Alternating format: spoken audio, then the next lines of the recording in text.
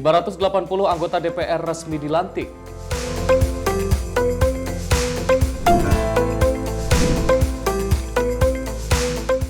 Jokowi Prabowo naik mobil RI1 hadirin pelantikan anggota DPR.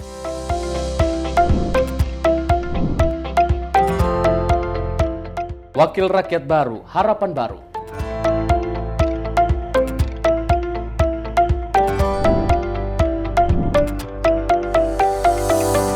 Ridwan Kamil berkampanye di Waduk Aseni.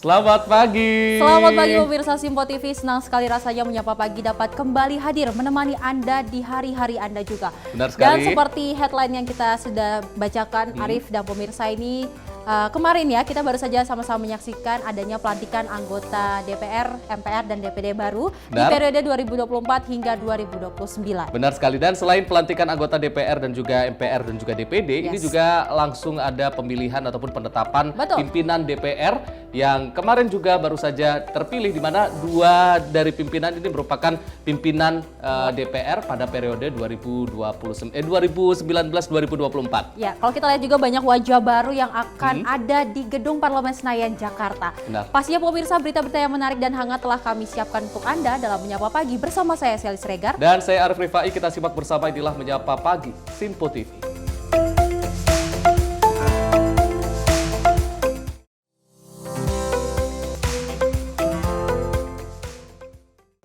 Pemirsa, sebanyak 580 anggota DPR RI periode 2024-2029 resmi dilantik di Gedung DPR Senayan, Jakarta. Dan terlihat mayoritas kursi anggota DPR RI periode 2024-2029 sangat variatif dengan hadirnya generasi muda. Keterangan resmi KPU Republik Indonesia, sebanyak 580 anggota DPR resmi dilantik pada 1 Oktober 2024 di Gedung DPR Senayan, Jakarta. Dari 580 anggota, terbagi sebanyak 370 anggota DPR yang dilantik merupakan wajah lama yang sebelumnya sudah pernah menjabat, yakni seperti Yasona Lauli, Ahmad Saroni, Prananda Suryapalo, hingga Edi Baskoro. Sementara 210 anggota DPR yang dilantik dari non-pertahanan duduk di kursi DPR diisi wajah baru dan juga beberapa artis. Mereka diantaranya Once Mekel, Uya Kuya, Melly Guslow, Verrel Bramastya, hingga Denny Cagur. Diketahui dari 18 partai politik peserta pemilu 2024, KPU menetapkan 8 partai memenuhi ambang batas parlemen sebesar 4%, yakni PDIP, Golkar, Gerindra, PKB, PAN, Demokrat, Nasdem, dan juga PKS. Tim redaksi Simpo TV melaporkan. Pemirsa, anggota DPR RI periode 2024-2029 Rahayu Saraswati mengaku bersyukur banyak wajah baru yang mengisi di parlemen, khususnya generasi muda. Dan Rahayu menyebut bahwa nantinya akan berencana membentuk Kaukus Parlemen Muda. Wakil Ketua Umum Partai Gerindra, Rahayu Saraswati, resmi dilantik sebagai anggota DPR RI periode 2024-2029. Rahayu mengatakan, dalam pelantikan anggota DPR periode 2024-2029 ini, banyak diisi oleh generasi muda. Menurutnya, keterwakilan anak-anak muda di parlemen sangat dibutuhkan. Ia menilai bonus demografi Indonesia dari 52% generasi muda perlu didukung untuk pembangunan bangsa Indonesia ke depan. Alhamdulillah, puji Tuhan, pada hari ini kita sudah berhasil dan selesai lancar dilantik semua anggota DPR dan juga DPD RI yang baru. Banyak yang memang sudah wajah-wajah lama, tetapi banyak juga wajah baru. Ini menyemangati kita semua, terutama bagi kita-kita yang adalah perwakilan dari mayoritas penduduk Indonesia yang adalah Gen Z dan milenial. 52% penduduk Indonesia adalah Gen Z dan milenial. Tentunya untuk anak-anak muda yang sekarang menjadi wakil rakyat belum begitu banyak, tetapi sudah terus meningkat jumlahnya. Dan sepertinya kita akan membuat kaukus parlemen muda, yaitu perwakilan dari anak-anak muda yang masih di bawah 40 tahun yang masuk di dalam generasi milenial dan juga Gen Z. Jadi harapannya banyak karena kita perlu untuk meningkatkan jumlah keterwakilan anak-anak muda di DPR Karena tentunya sebagai mayoritas dari penduduk Indonesia, apalagi yang menjadi kunci untuk bonus demografi. Dari Jakarta, Fahrizal Mutianggiani, Sinpo TV melaporkan. Banyaknya wajah baru terutama generasi muda yang mengisi anggota legislatif di periode 2024-2029 ini menunjukkan bagaimana para generasi muda terutama generasi Gen Z ini sudah mulai tertarik dan juga melek terhadap politik. Dan benar sekali Arif dan pemirsa, kalau kita lihat banyaknya anggota DPR yang muda masuk di kompleks parlemen, kita berharap bahwasanya aspirasi dari generasi muda ini dapat tersampaikan langsung kepada pemerintah, bagaimana ada gebrakan yang bagus yang menguntungkan pastinya bagi generasi muda nantinya. Benar sekali, dan kalau kita kemarin melihat bahwasanya ada anggota DPR termuda ini usia 23 tahun dari fraksi Gerindra. Betul. Kemudian untuk DPD bahkan ada yang berusia 22 tahun. Dan kita berharap bahwasanya walaupun usianya muda, namun semangat dari ia menjabat sebagai anggota dari parlemen sendiri, kita berharap bahwasanya selalu semangat ya. Benar untuk sekali. membangun segala gebrakan yang pastinya nantinya menguntungkan bagi masyarakat Indonesia. Dengan semangat-semangat muda, mudah-mudahan ini juga memberikan semangat baru di tubuh legislatif Republik Indonesia. Betul. Dan pemirsa, kita lanjutkan informasinya di mana Presiden Joko Widodo didampingi Presiden terpilih 2024-2029 Prabowo Subianto hadir dalam acara pelantikan anggota DPR RI 2024-2029. Momen akrab terlihat saat kedatangan Prabowo bersama dengan Jokowi berada dalam satu mobil kepresidenan berplat RI 1 di Gedung Nusantara DPR, MPR, DPD RI. Momen kehangatan menjelang pelantikan anggota DPR periode 2024-2029 di Gedung Nusantara DPR, MPR, DPD RI pada Selasa 1 Oktober 2024 terlihat spesial. Menteri Pertahanan sekaligus Presiden terpilih 2024 hingga 2029 Prabowo Subianto hadir mendampingi Presiden Republik Indonesia Joko Widodo dalam momen tersebut. Prabowo terlihat datang bersama dengan Jokowi berada di satu mobil kepresidenan berplat nomor RI 1. Jokowi nampak keluar dari sisi pintu mobil sebelah kiri, sementara Prabowo keluar dari sisi pintu sebelah kanan. Keduanya diketahui berangkat bersama setelah menghadiri upacara peringatan Hari Kesaktian Pancasila di Monumen Kesaktian Pancasila Lubang Buaya, Jakarta Timur. Saat kedatangan di gedung DPR, keduanya kompak menggunakan jas serta peci hitam dan juga pin bendera merah putih tepat dipasang di sebelah dada bagian kiri. Jokowi dan Prabowo berjalan beriringan disambut langsung oleh Sekjen DPR RI Indra Iskandar menuju selasar Gedung Nusantara. Tim redaksi Sinpo TV melaporkan. Sementara itu, pemirsa, penetapan pimpinan MPR periode 2024-2029 akan segera ditentukan pada Kamis besok. Dan anggota DPR fraksi Gerindra Ahmad Muzani diprediksi kuat akan menduduki kursi ketua MPR selanjutnya. Pemilihan pimpinan MPR periode 2024-2029 menjadi salah satu topik hangat dalam dunia politik saat ini. Adapun proses penentuan pimpinan MPR periode 2024-2029 akan diumumkan pada Kamis mendatang. Anggota DPR dari fraksi Gerindra Ahmad Muzani menjadi salah satu kandidat yang diprediksi kuat akan terpilih sebagai pimpinan MPR. Sementara itu, pimpinan sementara MPR Zulfikar Ahmad menyatakan bahwa mekanisme musyawarah mufakat akan tetap diutamakan dalam menentukan pimpinan MPR tersebut. Zulfikar juga menekankan jika musyawarah mufakat tidak tercapai, opsi untuk melakukan pemungutan suara akan terbuka. Sesuai aturan yang berlaku, keputusan bisa diambil melalui suara terbanyak. Itu harus ditentukan di dalam musyawarah mufakat. Ada ketentuan yang memang apabila musyawarah mufakat buntu memakai sistem suara yang terbanyak, tetapi itu kita musyawarahkan yang terbaik. Dari Jakarta, Norma Semesta, Ahmad Amin, Sinpo TV melaporkan. Pemirsa, melalui paripurna pertama usai dilantik, DPR RI telah memutuskan jajaran pimpinan lembaga pengawas itu untuk 5 tahun ke depan. Puan Maharani dan juga Dasko kembali dipercaya mengisi kursi pimpinan DPR pada Selasa sore kemarin. Setelah menyampaikan hal tersebut, anggota DPR periode 2024-2029 fraksi Partai Gerindra Dasko kembali dipercaya untuk memimpin sebagai wakil ketua DPR. Keputusan tersebut diambil melalui sidang paripurna perdana DPR untuk menentukan pimpinan DPR dan fraksi di DPR untuk periode 2024-2029. Komposisi pimpinan DPR sudah ditetapkan dalam paripurna dengan dipimpin oleh Ketua DPR Puan Maharani beserta para wakilnya yakni Dasko, Saan Mustopa, Adis Kadir, dan Cucun Ahmad Syamsurijal. Diharapkan kinerja DPR ke depan dapat lebih baik dengan fokus melakukan pengawasan terhadap pemerintah sekaligus melayani masyarakat. Tim redaksi Sinpo TV melaporkan. Pemirsa, komedian Alfiansa Bustami atau yang akrab disapa Komeng resmi dilantik sebagai anggota Dewan Perwakilan Daerah atau DPD RI periode 2024 hingga 2029. Saat diwawancarai secara eksklusif bersama Sinpo TV, Komeng tak henti-hentinya mengeluarkan aksi lucunya. Salah satunya adalah mengaku baru pertama kali menginjakkan kaki di gedung parlemen. Terdapat momen unik dalam pelantikan anggota MPR, DPR, dan DPD RI periode 2024-2029. Salah satunya berasal dari komedian kondang Alfiansyah Bustami alias Komeng yang baru saja resmi dilantik sebagai anggota Dewan Perwakilan Daerah DPD RI pada Selasa 1 Oktober 2024. Detik-detik jelang pelantikan, layar yang berada di ruang rapat paripurna menampilkan wajah Komeng yang tengah duduk mengenakan jas hitam serta dasi merah. Lantas sejumlah anggota dewan yang berada di dalam ruangan spontan meneriakan slogan khas Komeng, yaitu Uhuy. Menanggapi hal itu, Komeng menyampaikan dirinya biasa saja, bahkan berkelakar dengan mengaku merasa senang karena dirinya tidak diteriaki maling. Selain itu, Komeng juga menyatakan komitmennya untuk memperjuangkan Hari Komedi usai terpilih menjadi senator periode 2024-2029. Bisa dijelaskan nggak nih perasaannya gimana nih udah dilantik sebagai anggota DPD RI ini? Saya nggak punya perasaannya. Ya gimana, senang kah? Atau gimana nih? Ya sesuatu aja. Orang baru menginjak pertama kali.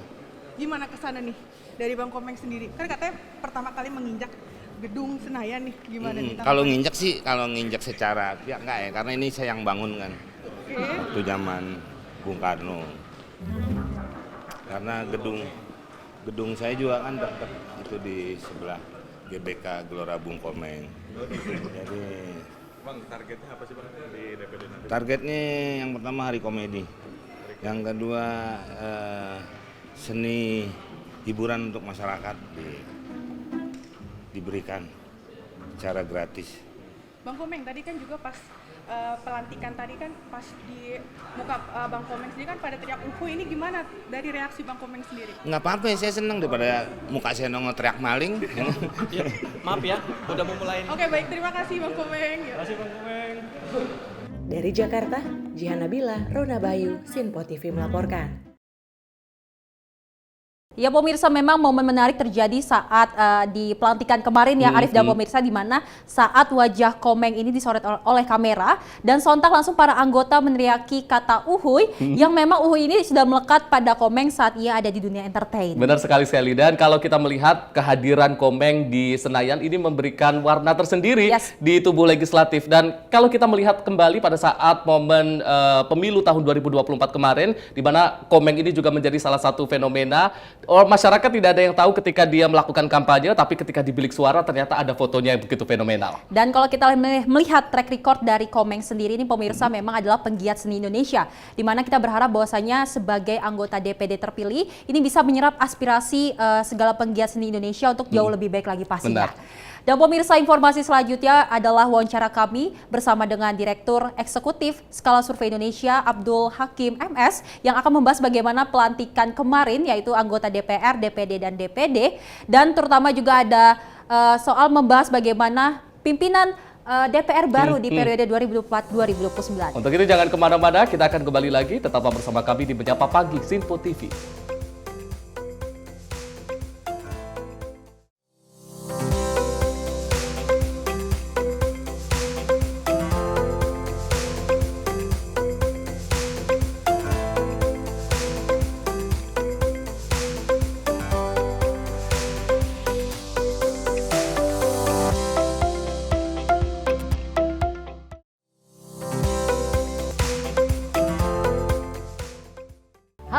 Selamat malam pemirsa, senang sekali rasanya kami mengisi ruang informasi Anda. Akhiri aktivitas Anda dengan rangkuman perkembangan peristiwa yang terjadi sepanjang hari.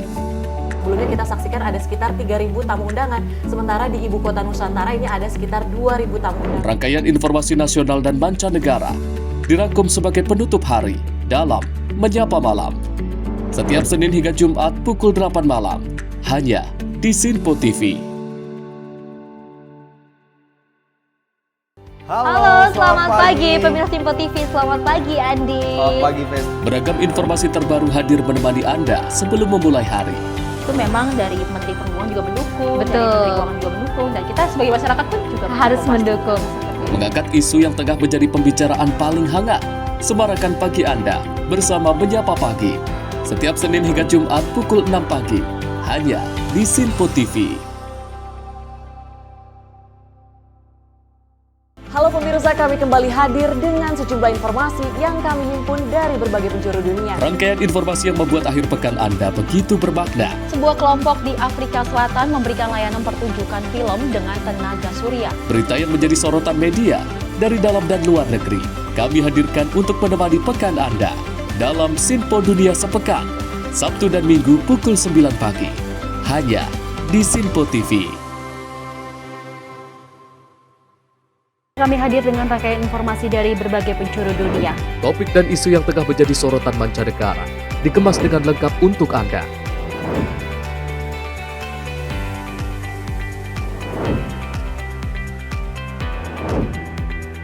Peristiwa penting yang terjadi dari berbagai belahan dunia kini hadir dalam Simpo Dunia setiap Senin hingga Jumat pukul 7:30 malam hanya di Simpo TV.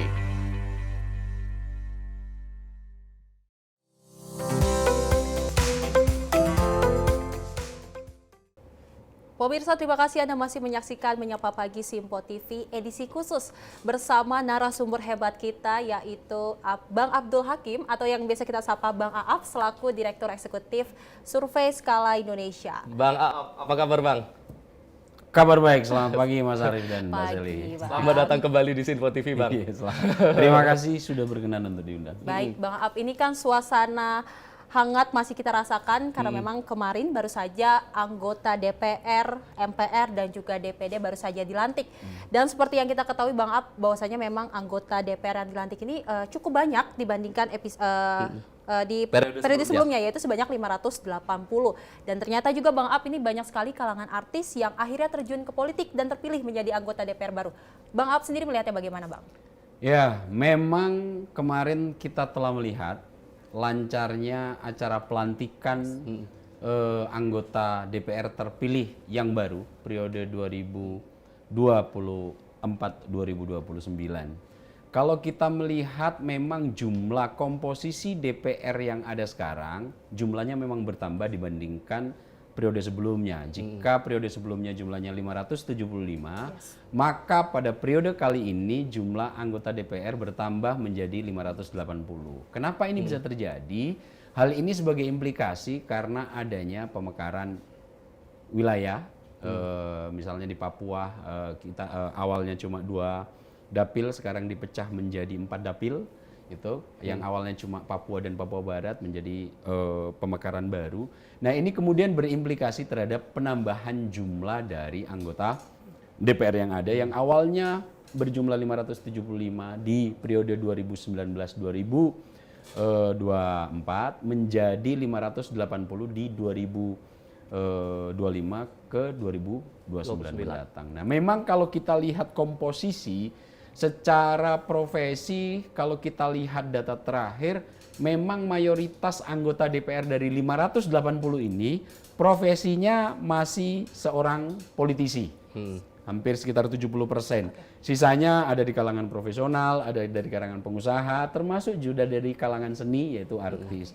Kita lihat di sana ada Deddy Cagur, ada Melly Guslow, ada Dede Yusuf, ada Rieke Diah Pitaloka yang memang sudah lama. Profil-profil baru ini menjadi salah satu yang agak cukup besar karena secara komposisi antara petahana atau incumbent dengan calon DPR yang relatif baru sebagai penantang, komposisinya memang tidak jauh berubah. Kalau nggak salah itu komposisi petahana yang berhasil terpilih kembali itu sekitar 56%. Sisanya 44% itu adalah calon-calon baru yang mencoba berkontestasi dan terpilih bisa mengalahkan incumbent. Nah, komposisi-komposisi ini yang kita lihat ternyata incumbent tidak menjadi jaminan untuk bisa terpilih kembali, sehingga nanti sosok-sosok baru ini kita berharap bisa membawa hawa baru, optimisme baru terhadap kinerja DPR. Dan yang paling menarik itu adalah kalau kita lihat struktur dari 580 anggota DPR yang ada sekarang, itu secara pendidikan cukup menjanjikan. Mayoritas yang paling besar itu ternyata pendidikannya adalah S2. Jadi dari latar belakang pendidikan cukup menjanjikan. Betul, cukup menjanjikan dengan kinerja DPR yang sebetulnya basis utamanya adalah otak, konsep. Dengan intelektual yang mapan, mayoritas hampir 38% itu adalah pendidikan S2, 34%-nya pendidikan S1. Untuk yang S3 juga cukup besar. Komposisinya kalau kita bandingkan dengan proporsi tingkat pendidikan masyarakat Indonesia yang hampir 300 juta ini, yang untuk pendidikan S3 itu cuma 0,02% dari 100% masyarakat Indonesia. Untuk yang menduduki posisi anggota DPR terpilih sekarang sekitar 17% pendidikannya S3. Jadi kalau kita lihat dengan struktur yang ada sekarang, kita berhak cukup optimis lah untuk melihat DPR terkait kinerja legislasi yang memang kalau kita lihat dengar dari pimpinan DPR kemarin menjadi tantangan serius DPR ke depan untuk menjawab kepentingan-kepentingan masyarakat di sektor legislasi. Bang Aap, kalau kita berbicara terkait dengan artis yang menjadi anggota legislatif, mungkin ada satu nama yang cukup fenomenal ketika kemarin pemilu legislatif 2024, Komeng. Kemarin juga sempat ada momen di mana ketika wajah Komeng itu ditampilkan di layar, kemudian anggota legislatif juga serempak mengatakan uhuy. Tapi kalau kita berbicara sosok Komeng di legislatif ini, Bang Aap melihatnya seperti apakah? Apakah wajah baru atau memberikan suasana baru dan juga citra baru nanti wajah legislatif di mata masyarakat, Bang? Ya, kalau Komeng ini kan bukan representasi partai politik. Komeng ini adalah sosok yang mencoba untuk mengabdikan diri di legislatif melalui sektor jalur Dewan Perwakilan Daerah. Dan kalau kita lihat memang perolehan jumlah suara Komeng ini jauh melebihi gabungan di antara anggota DPR terpilih, misalnya kalau nggak salah itu sempat saya konversi lebih dari 25 anggota DPR digabung, masih kalah sama Komeng. Soalnya di atas 5 juta kalau tidak salah Komeng ini. Dan ini adalah menjadi fenomena yang cukup unik bahwa agak cukup lelah sekarang masyarakat kita terfokus pada calon-calon yang bermuka serius. Apakah saking nervousnya sehingga Komeng yang sebetulnya dia mengaku sendiri untuk kampanye itu tidak membutuhkan biaya, nothing tulus bisa dia, nothing tulus hanya dengan gimmick foto yang melongok gitu. Ketika saya termasuk salah satu pemilih di dapilnya Komeng. Jadi ketika saya buka kertas suara untuk DPD Jawa Barat, otak itu langsung terfokus sama Komeng yang memang mukanya jauh sangat berbeda di antara yang lain gitu. Dan ini pengakuan banyak orang-orang sekeliling saya ketika melihat itu, mereka tanpa berpikir panjang untuk langsung dicoblos. Dan inilah yang menjadi fenomena paling unik di Pileg 2024 terkait terpilihnya Komeng yang jauh melampaui pilihan suara dari partai politik. Dan ini saya berharap memberikan keceriaan, memberikan suasana baru untuk ketika sedang tegang, sosok-sosok seperti Komeng bisa mencairkan suasana di antara ketegangan-ketegangan kepentingan politik yang ada nanti. Dan mudah-mudahan ya ini menjadi penambah baru untuk sektor seni bisa mendapatkan perhatian lebih lah. Baik, Bang Aap, ini masih terkait bagaimana kalangan artis ada beberapa yang akhirnya terpilih menjadi anggota DPR baru. Apakah akan nantinya kalangan artis ini bisa lebih berdampak lagi di kinerja DPR? Karena kalau kita ketahui banyak sekali spekulasi yang berpendapat bahwasanya ini kalangan artis terpilih karena banyak dorongan dari popularitas mereka sendiri di dunia entertain. Bang Aap sendiri menilai bagaimana? Kalau saya itu selalu percaya bahwa setiap individu itu memiliki kekhasan dan keunggulannya di sektornya masing-masing. Jadi kadang-kadang kita tidak bisa memukul rata kelebihan individu itu di satu bidang untuk semua individu yang banyak. Nah, bagi sosok-sosok seperti Komeng tentu memiliki alasan tersendiri, kemampuan apa yang telah dilakukan dan apa yang dimiliki. Kita tahu Komeng itu adalah lulusan IKJ. Dia lulusan S1. Artinya apa? Dia memang berkuliah di bidang seni, kemudian dia memahami total apa itu bidang seni. Tentu saya sangat berharap kelebihan pengetahuan di sektor seni ini akan membawa dampak baik bagi pekerja-pekerja seni ke depan. Apakah kemudian nanti dia bisa berkontribusi di bidang lain? Tentu saja bisa. Namun saya lagi-lagi sangat meyakini bahwa setiap individu yang bisa masuk ke DPR ini adalah orang-orang terpilih. Mereka punya kelebihan di sektornya masing-masing dan saya yakin akan bisa memberikan kontribusi yang mapan terhadap sektornya masing-masing. Di sana juga selain Komeng, pelawak ada juga yang terpilih, Denny Cagur. Itu juga mewakili partai politik dari PDI Perjuangan. Nah, saya yakin dengan beragamnya profil latar belakang yang dimiliki oleh anggota DPR terpilih saat ini, tentu semua kepentingan-kepentingan yang awalnya tidak terlihat akan nanti bisa menjadi terlihat. Termasuk Komeng yang kita sering diskusikan karena ini menjadi magnet tersendiri untuk bisa dibahas, akan bisa memberikan kontribusi layak terhadap dunia seni. Di sana juga ada artis Melly Goeslaw yang baru juga terpilih di periode sekarang. Nah, saya berharap dengan keragaman ini nanti menambah hasanah yang cukup luas terhadap perhatian DPR yang selama ini mungkin hanya terfokus pada satu sektor. Jadi itu memperkaya komposisi yang ada di DPR, terutama untuk mewakili sektor-sektor yang selama ini mungkin dipandang sebelah mata. Betul, Mas Arief. Selain artis dan dengan berbagai latar belakang, yang jadi sorotan adalah ketika usia dari anggota DPR ini juga kemarin juga yang sempat menjadi pimpinan sementara, yakni dari fraksi Gerindra yang masih berusia 23 tahun dan ada beberapa anggota lain yang masih berusia 24 tahun. Artinya ini apakah menunjukkan bagaimana minat generasi muda, bahkan bisa dikatakan ini masih Gen Z, untuk terjun di dunia politik kalau dari pandangan Bang Aap? Ya, saya sempat melihat komposisi anggota DPR RI dari 580 ini berdasarkan usia. Memang kalau kita lihat usia produktif 60 tahun ke bawah itu mayoritas. Angkanya sekitar 90%-an ke atas. Tapi yang agak cukup menarik adalah ketika kita iris untuk mereka yang dari generasi Z dan milenial, angkanya di 22%. Jadi kalau kita lihat komposisi ini, ternyata masyarakat kita untuk bisa memberikan kepercayaan terhadap anak muda mulai mengemuka.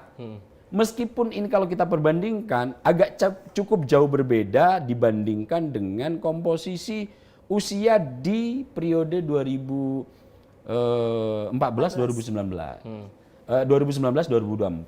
Nah, kalau kita melihat ini tentu dengan sekitar 22% dari milenial dan Z yang saat ini sudah ada di lembaga terpenting demokrasi yaitu legislatif, bisa lagi-lagi bisa mewakili apa-apa yang mereka resahkan di kalangan mereka. Gen Z yang kadang-kadang cukup individualistik dengan gadgetnya, kemudian milenial yang cukup akrab dengan teknologi, itu akan bisa dipadu-padankan dengan generasi X, generasi baby boomer yang mereka secara karakter tidak begitu memahami teknologi gitu. Nah, mungkin ini nanti bisa menjadi masukan, kolaborasi yang cukup baik untuk bisa menjadikan DPR ini misalnya cukup aktif di dunia media sosial kah, seperti apa, sehingga saat ini informasi yang dibutuhkan oleh masyarakat banyak sekali yang hanya diakses melalui media sosial. Berarti Bang ini menandakan bahwasanya berarti generasi muda ini sudah melek dengan politik, dengan pemerintahan nanti ke depannya, Bang? Kalau melihat indikator awal ini, gejala itu sudah mulai muncul, Mas Eli. Dan ini tentu menjadi penanda baik bagi tapak tilas untuk generasi berikutnya agar juga tertarik di dunia politik. Kebanyakan generasi Z dan milenial agak cukup apatis. Yang perlu kita pahami, jika kita ingin masuk ke sektor politik, satu-satunya wahana dan rute yang harus mereka jalani adalah masuk partai politik. Tanpa itu, maka kita hanya akan menjadi stakeholder yang akan berdiri di luar sistem yang bisanya gerundel di belakang. Tentu kalau kita ingin berkontribusi terhadap sektor politik formal, dan salah satunya menjadi anggota DPR, anak generasi Z, ikuti langkah 22% yang sudah mulai terpilih menjadi anggota DPR, sehingga apapun yang kalian resahkan bisa diartikulasi dan diagregasikan ke DPR untuk diwujudkan menjadi undang-undang. Itu saya yakin menjadi langkah baik terhadap komposisi usia anak-anak Gen Z dan milenial yang sudah mulai masuk DPR, Mas Arief, Mbak Sally. Lagi-lagi itu semua menambah komposisi, memperkaya komposisi DPR. Sangat beragam dan saya cukup optimis melihat ini semua kepentingan dan kebutuhan masyarakat Indonesia akan bisa terwadahi. Oke Bang, kita menarik ke sebelumnya bahwasanya memang ini kan anggota yang terpilih ini sebanyak 580. Namun untuk parpolnya sendiri ternyata turun ya dari sebelumnya ini ada 9 parpol, namun sekarang jadi 8 parpol. Bang Ab sendiri menilai bagaimana? Apakah ada pengaruh nantinya dari kinerja DPR sendiri ke depannya, Bang?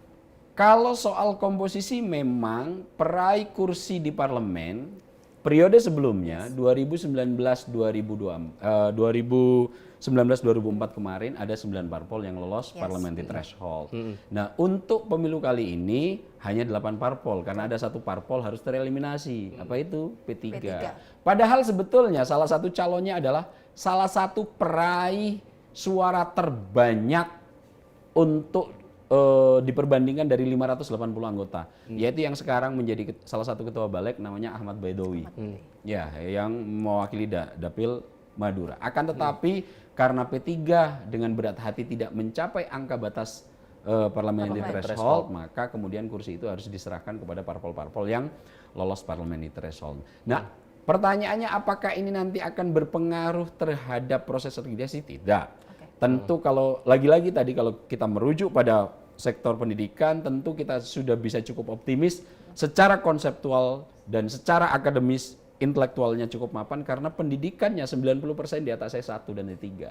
Nah, ini juga menjadi poin penting kita untuk bisa cukup optimis bahwa DPR yang ada sekarang ini nanti bisa menjadi backbone untuk mengartikulasi dan mengagregasi semua aspirasi masyarakat ini dituangkan secara lebih mapan dalam undang-undang. Baik, Bang Aap, kita akan lanjutkan lagi perbincangan kita usai jeda pariwara. Pemirsa jangan kemana-mana, usai jeda kita akan kembali lagi. Tetaplah bersama kami di Menyapa Pagi, Sinpo TV.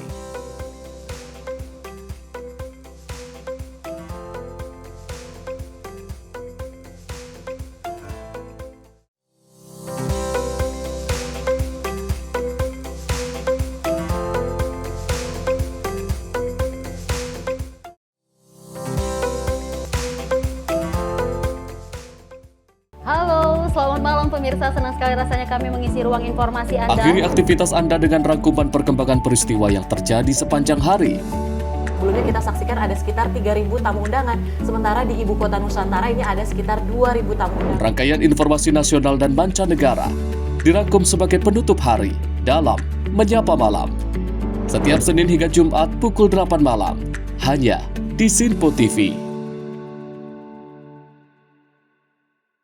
Halo, selamat pagi pemirsa Sinpo TV. Selamat pagi Andi. Selamat pagi, Fen. Beragam informasi terbaru hadir menemani Anda sebelum memulai hari.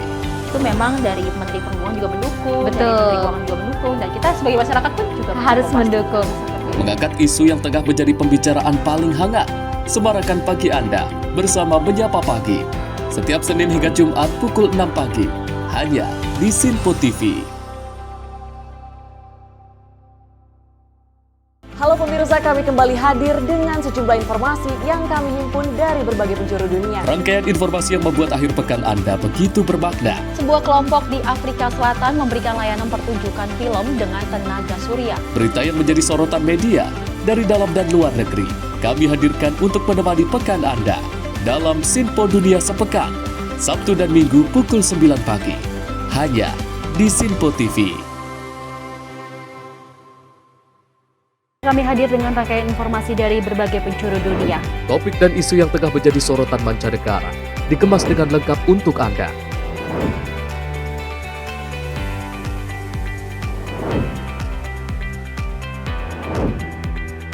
Peristiwa penting yang terjadi dari berbagai belahan dunia kini hadir dalam Sinpo Dunia setiap Senin hingga Jumat pukul 7:30 malam hanya di Sinpo TV.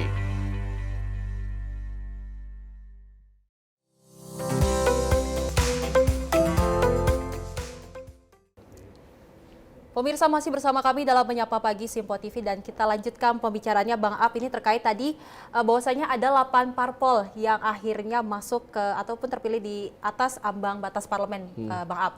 Dan kalau kita ketahui bahwasanya 8 parpol ini adalah didominasi oleh Kimples sendiri. Bang Ap sendiri menilainya bagaimana, apakah nanti dengan adanya dominasi dari Kimples sendiri ini akan mempermudah pemerintah dalam mengeluarkan segala kebijakan?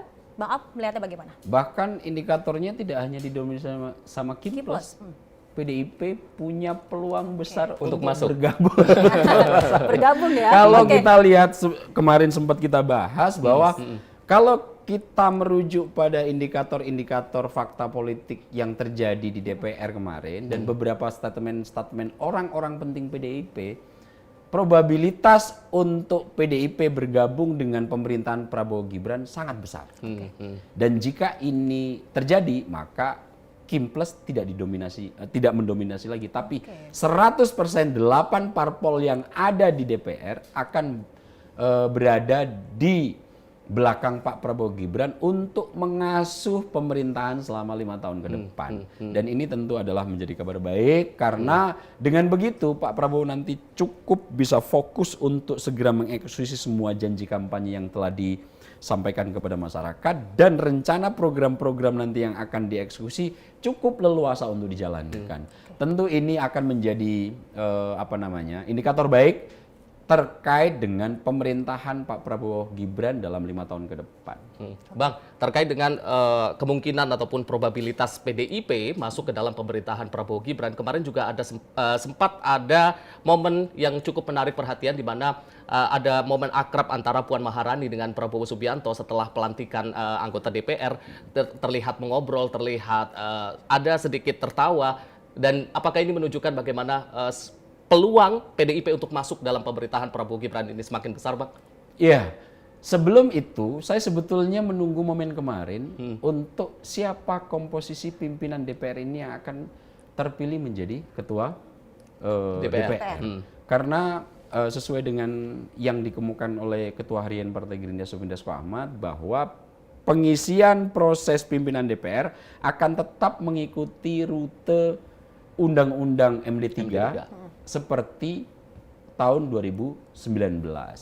Nah, indikator ini ketika Mbak Puan nanti itu benar-benar menjadi ketua DPR dan tidak ada dinamika yang terjadi ketika penetapannya dan kemarin itu terjadi, saya cukup meyakini bahwa Pak Prabowo Gibran, Bu Mega atau PDIP akan segera punya indikasi kuat untuk bergabung. Nah, kemarin juga kemudian ditambah ada bisik-bisik antara Pak Prabowo dengan Mbak Puan. Bahkan statement orang penting di sekeliling Bu Mega, yaitu Mbak Puan dan Said Abdullah yang waktu periode lalu menjadi ketua Banggar, itu pertemuannya sepertinya sebelum tanggal 10 Oktober sepertinya. Nah, kalau melihat indikator ini maka sinyal kuat bahwa PDIP akan bergabung dengan Pak Prabowo semakin lebar. Dan peluangnya kalau saya lihat 99% lah itu. 99%. Iya. Berarti kalau karena misalkan 2 nama sudah disiapkan itu. Berarti kalau misalkan nantinya PDIP ini akan bergabung, berarti tidak ada oposisi dari pemerintah sendiri, Bang? Nah, kemarin saya sudah sempat bahas itu bahwa kadang-kadang kita agak cukup rancu dalam pemahaman konsep oposisi.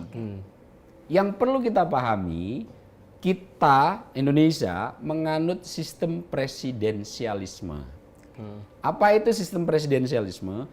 Dalam sistem presidensialisme sebetulnya tidak dikenal kata oposisi. Karena oposisi itu hanya dikenal dalam sistem parlementer. Nah, kenapa kemudian sistem oposisi ini banyak mengemuka? Karena kadang-kadang kita menurut pemahaman demokrasi itu selalu harus ada yang mengkritik. Nah, padahal dalam sistem presidensialisme, kritik itu meskipun misalnya Pak Prabowo ini kan dari Partai Gerindra, kemudian nanti anggota-anggota DPR yang dari Partai Gerindra sudah dilantik, saat dilantik itu juga maka dia adalah menjadi pengawas dan pengkritik utama Pak Prabowo. Jadi untuk di presidensialisme itu kritik itu diserahkan pada lembaga penting yang namanya DPR, tidak harus menjadi oposisi. Dan eksekutif ketika akan menjalankan kegiatannya maka dia akan mendapatkan pengawas utama, kalau dalam bahasa teorinya watchdog namanya, anjing penjaga itu dari DPR. Nah, kenapa kemudian ini banyak muncul kalau nanti tidak ada posisi, nanti tidak akan ada pengkritik? Konsep presidensialisme tidak demikian.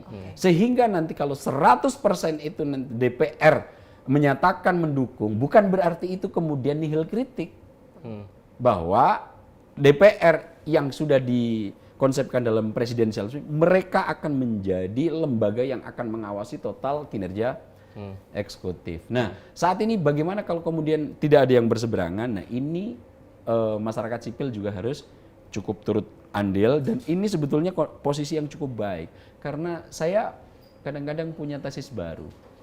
Saat ini seandainya Indonesia itu bisa menyatukan pemimpin-pemimpinnya tanpa konflik memadai, maka ini akan menjadi kekuatan yang sangat mengerikan. Dan tesis saya, ini sebetulnya tidak disukai oleh banyak negara. Karena ini akan menjadi ancaman serius, Indonesia akan bisa melanting menjadi negara yang sekarang berkembang untuk bisa menjadi negara maju. Artinya bersatunya para elit-elit politik, para pemerintah dan partai-partai politik untuk mendukung pemerintahan Prabowo Gibran nanti justru menjadi sinyal baik bagi pemerintahan Indonesia selama 5 tahun ke depan, Bang. Sejatinya demikian, bahwa kalau seandainya pemimpin-pemimpin ini rukun, tentu konflik akan bisa diredam dan stabilitas politik bisa tercipta. Nah, kalau ini bisa terjadi, maka kemampuan kita untuk melompat jauh lebih tinggi itu menjadi leluasa. Contoh paling sederhana, kemarin sudah sempat saya singgung bahwa misalnya nih, kita ambil salah satu contoh sebuah kebijakan eksekutif, memindahkan ibu kota negara. Sejak Presiden Soekarno ini sudah terwacanakan. Tapi kenapa baru ketika Presiden Joko Widodo itu bisa tereksekusi? Stabilitas politik tercipta. Jadi, jika stabilitas politik ini tercipta, maka hal itu akan membuat kinerja eksekutif menjadi leluasa. Hanya catatannya, jika kemudian ini bisa menjadi 100% akan di belakang Pak Prabowo, yang sangat dikhawatirkan oleh pegiat-pegiat demokrasi itu adalah adagium yang cukup luar biasa dalam dunia politik. Apa itu? Power tend to corrupt, absolute power corrupt absolutely. Orang itu yang punya kewenangan mutlak, dia pasti akan menyalahgunakan kekuasaannya. Itu ada geopolitik itu. Nah, untuk membatasi itu, maka dalam parlementer ada disebut oposisi. Dalam presidensial diciptakan lembaga DPR untuk mengawasi total kinerja eksekutif. Nah, pemahaman konsep ini yang kemudian kadang-kadang kita agak cukup rancu karena kiblat kita untuk presidensialisme itu adalah Amerika. Cuma di Amerika sudah cukup mapan, bisa didikotomikan. Meskipun banyak partai yang ada di sana, tapi mereka akan mengkerucut bergabung pada salah satunya, Partai Republik dan Demokrat. Sebetulnya cukup ideal sistem presidensialisme itu ketika sistem kepartaiannya menjadi sederhana seperti Amerika. Nah, multipartai seperti kita ini memang agak cukup merumitkan dalam sistem presidensialisme terkait banyak kepentingan nanti yang akan bertarung. Nah, dalam konteks ini sebetulnya oposisi harus berasal dari mana? Dari DPR. Itu konsep dasar presidensialisme. Nah, ketika nanti ini tidak ada perdebatan, tentu kan ini akan mempermudah. Makanya dalam pembangunan sebuah negara, sering saya ulang, sekarang dua madhab besar yang sedang bertarung, dan ini juga menjadi kajian di dunia akademis tentang apakah kita ini harus mendahulukan pembangunan politik terlebih dahulu, ataukah kita ini akan mengedepankan pembangunan sektor ekonomis terlebih dahulu. Nah, kalau pembangunan politik ini, maka kita sudah pernah mengalami, sudah pernah saya singgung kemarin, era Pak SBY itu adalah era pembangunan politik terbaik di sejarah Indonesia. 10 tahun itu oposisi berjalan dengan baik, yang waktu itu perannya dilakukan oleh PDIP, kemudian respon eksekutif juga tidak sarkas, tidak keras, tidak kemudian membantai semua pengkritik-pengkritik, itu berjalan dengan baik. Tapi implikasinya tiap hari politik gaduh. BBM naik Rp50, Indonesia seolah-olah mau pecah. Padahal di era Pak Jokowi, ketika stabilitas politik tercipta, naik 1.500, naik 1.000, naik ini, tidak ada persoalan memadai. Kenapa? Stabilitas politik tercipta. Akhirnya apa? Pembangunan politik bisa berjalan. Nah, sekarang kalau kita merujuk ini, pilihannya ada di mana? Kalau pembangunan politik terlebih dahulu yang akan kita kemukakan, maka kita agak cukup rumit untuk segera cepat bisa menjadi negara maju seperti yang terjadi di India dan kita sekarang. Tapi kalau kita lihat contoh-contoh negara-negara yang memprioritaskan untuk pembangunan ekonomi dulu, kita bisa berkaca pada Cina, kita bisa berkaca pada Singapura. Ketika stabilitas politik tercipta dengan baik, apapun yang dilakukan pemerintah dalam konteks pembangunan ekonomi bisa cepat terakselerasi. Oke Bang, terkait juga bagaimana ada pimpinan DPR baru yang baru saja kemarin dilantik Bang. Ini ada Puan Maharani yang kembali menjadi Ketua DPR dan juga Dasko yang kembali jadi pimpinan DPR, dan ada 3 yang akhirnya digantikan atau yang menjadi digantikan. Dan Bang Aap sendiri menilainya bagaimana? Apakah memang ini nantinya ada stabilisasi politik lagi? Karena memang kalau kita ketahui bahwasanya Puan dan Dasko ini masih menjabat di pimpinan DPR sendiri Bang. Ya, ketika saya melihat komposisi pimpinan DPR, saya cukup optimis bahwa konsolidasi DPR bisa cepat dilakukan.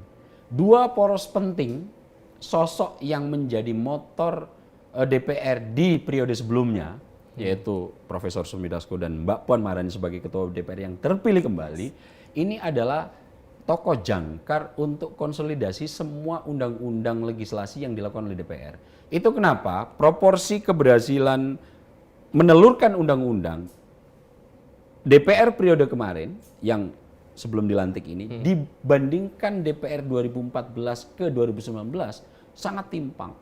Misalnya kita ambil contoh indikator.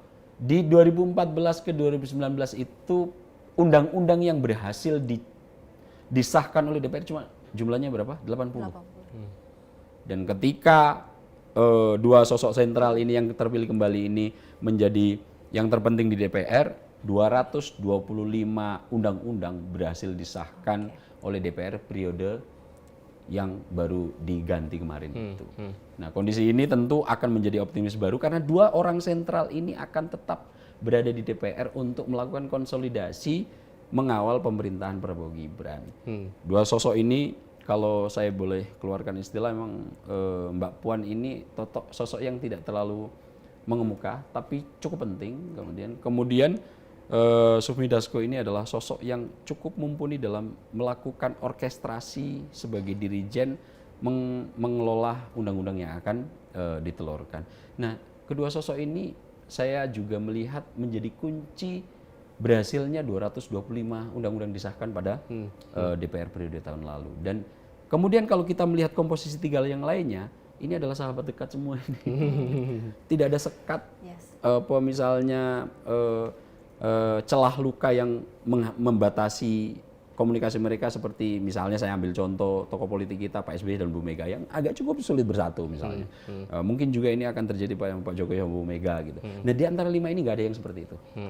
Mereka ini adalah kawan dekat, pemahaman satu sama yang lain cukup baik, sehingga saya cukup optimis sih dengan 5 komposisi pimpinan baru ini, konsolidasi untuk menciptakan stabilitas politik akan bisa tercipta. Bang Aap, kalau kita berbicara terkait Sufmi Dasko dan juga Puan Maharani, kita tidak bisa lepas lagi-lagi tadi terkait dengan bagaimana probabilitas PDIP untuk masuk ke dalam pemerintahan Prabowo Gibran.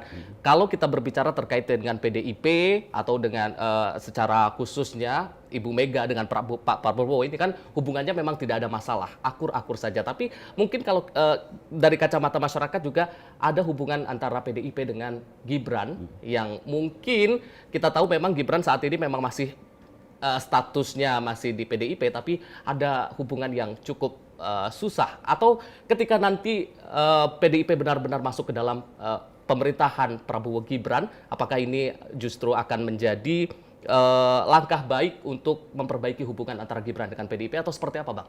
Ya, probabilitas dan variasi yang akan terjadi bisa seperti yang Mas Arief ceritakan.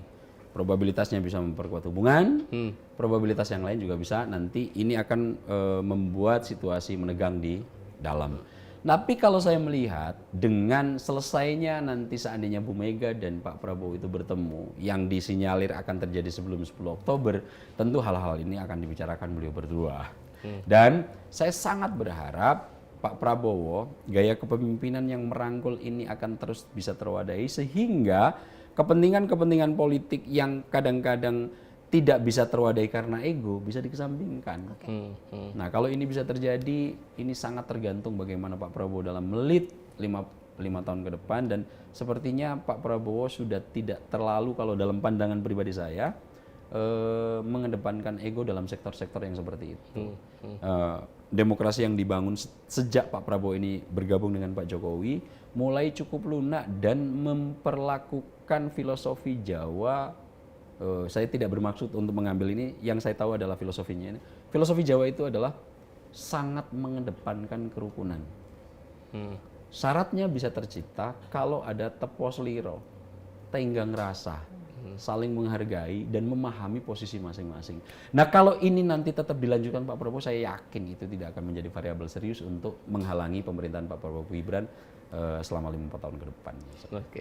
Oke Bang, terakhir Bang, ini bagaimana nantinya kan anggota DPR terpilih ataupun pimpinan yang sudah baru saja ini kan, menurut Bang Aap sendiri, apakah PR utama dari DPR sendiri untuk menjalankan pemerintahan nanti mendatang? Kalau tadi merujuk pada pernyataan Ketua DPR yang melakukan konferensi pers setelah menerima palu serah terima dari pimpinan yang baru dan pimpinan yang akan yang akan memimpin selama 5 tahun ke depan, maka satu, Sufmi Dasko Ahmad mengatakan bahwa segera pimpinan yang baru akan melunasi utang-utang yang masih belum ada. Kita tahu ada 3 undang-undang yang kemarin menjadi sorotan publik, ada undang-undang PPRT, pelindungan pembantu rumah tangga, ada undang-undang perampasan aset, kemudian ada undang-undang hukum adat, ini akan segera dituntaskan dan ketika saya pikir Pak Dasko ini tidak akan ada di DPR lagi gitu. Ternyata masih melanjutkan. Jadi saya cukup optimis nanti bisa terlunasi. Kemudian tantangan ke depan adalah segera melakukan untuk mengisi alat kelengkapan dengan profesional. Artinya memang mereka dari partai politik tapi harus diisi sesuai dengan kapabilitas dan kompetensi di sektornya masing-masing. Dan terakhir yang saya cukup bahagia, transisi kekuasaan pertama di lembaga yang paling penting di Indonesia dalam konteks demokrasi kita, yaitu DPR, terjadi dengan sangat halus. Tidak ada goncangan cukup berarti, tidak ada turbulensi. Yang ini saya berharap terus berlanjut nanti ke pimpinan DPD yang kemarin juga sudah dilaksanakan. Kemudian tanggal 3 Oktober akan memilih calon pimpinan MPR. Dan ketika ini saya melihat menjadi indikator baik untuk nanti juga mulusnya pelantikan Pak Prabowo untuk transisi kekuasaan yang paling tinggi yaitu presiden.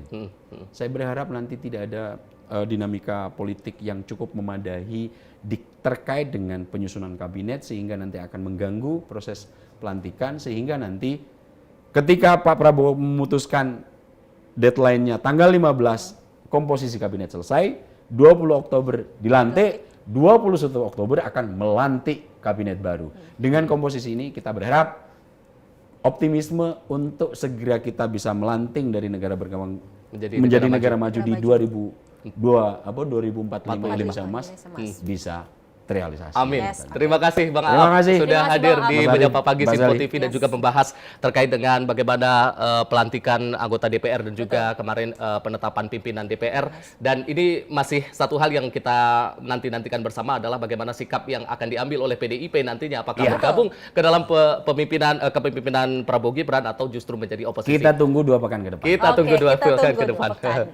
Oke pemirsa, baik saja itu saja yang tadi kita obrolin bersama Bang Aap. Tetap bersama kami di Menyapa Pagi Simpo TV.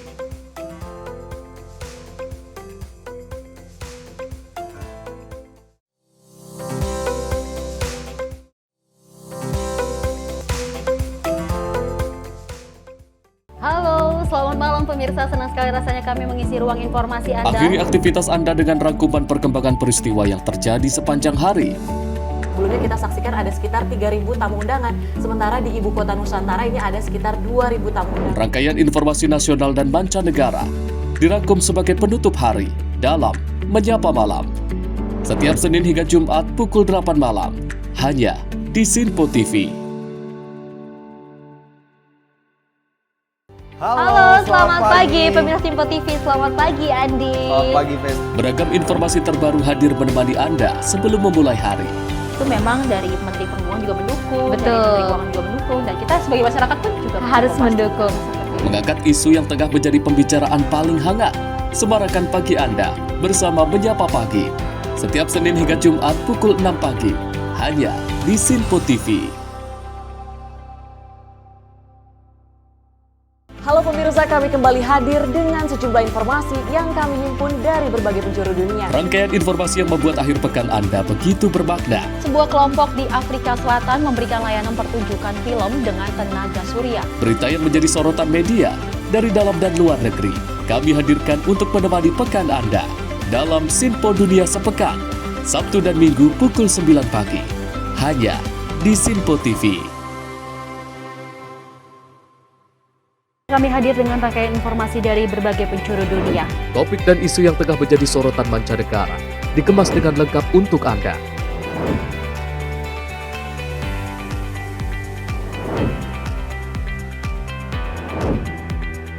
Peristiwa penting yang terjadi dari berbagai belahan dunia ini hadir dalam Sinpo Dunia setiap Senin hingga Jumat pukul 7:30 malam hanya di Sinpo TV.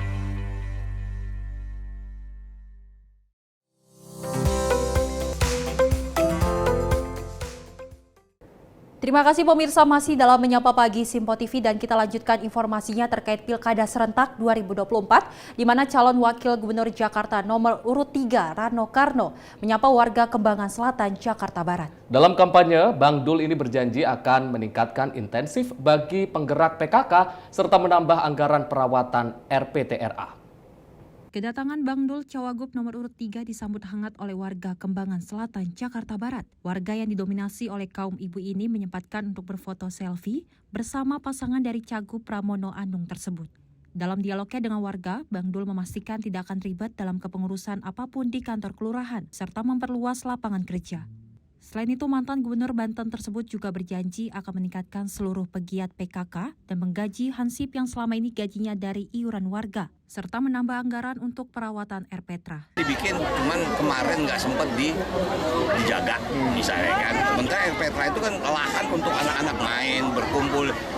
Kemarin lupa untuk dianggarkan untuk renovasi segala macam. Nah, artinya itu harus kita jaga. Makanya kita kan kadang-kadang suka bikin tapi nggak suka jaga. Oke.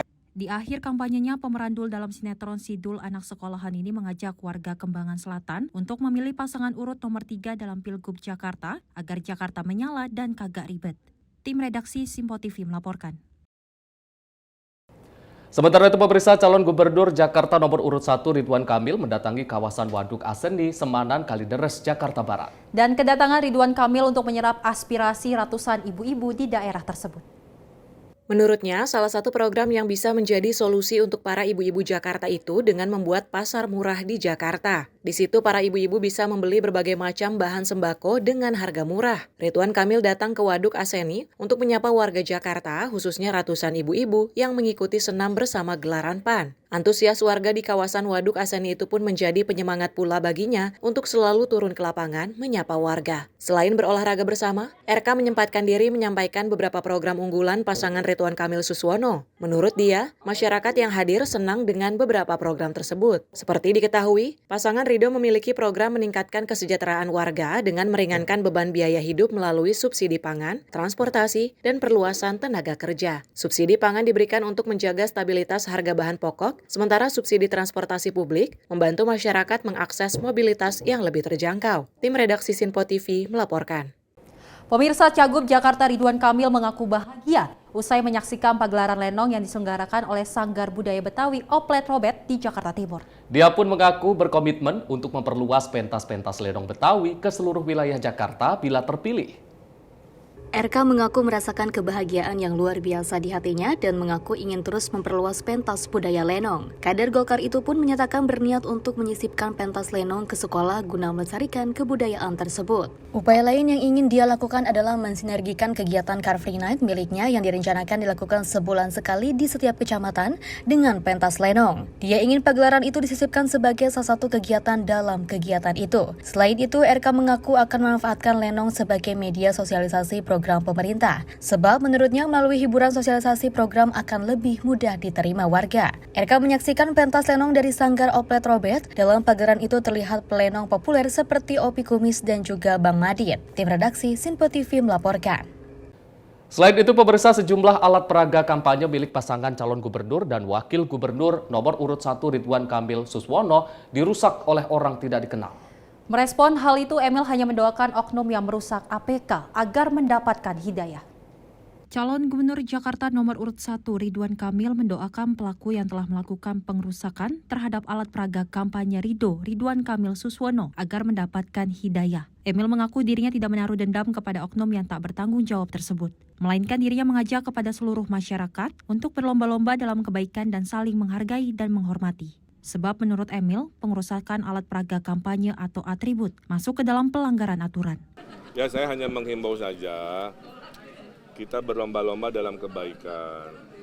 Kalau tidak suka, ya tidak usah pilih di TPS. Tapi kalau sudah merusak atribut, itu kan melanggar aturan. Saya doakan orang-orangnya dapat hidayah itu. Dari Jakarta, Jihan Nabila, Azizul Hakim, Simpo TV melaporkan.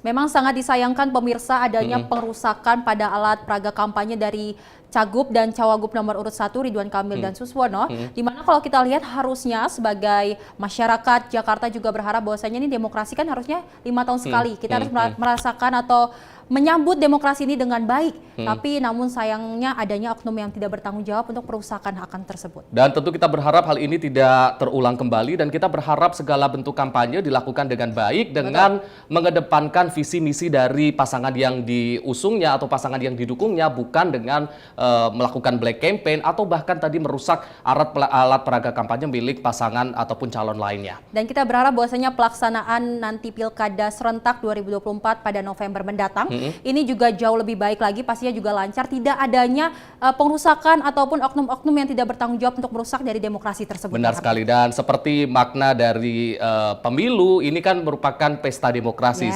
Selayaknya pesta harus dirayakan dengan bahagia, dengan damai agar semuanya bisa berjalan dengan lancar. Ya baik Arif, informasi tadi pemirsa sebagai penutup jumpa kita kali ini dalam Menyapa Pagi Simpo TV. Dan saya Selis Regar. Saya Arif Rifai mewakili seluruh kru yang bertugas mengucapkan terima kasih. Selamat pagi dan sampai jumpa.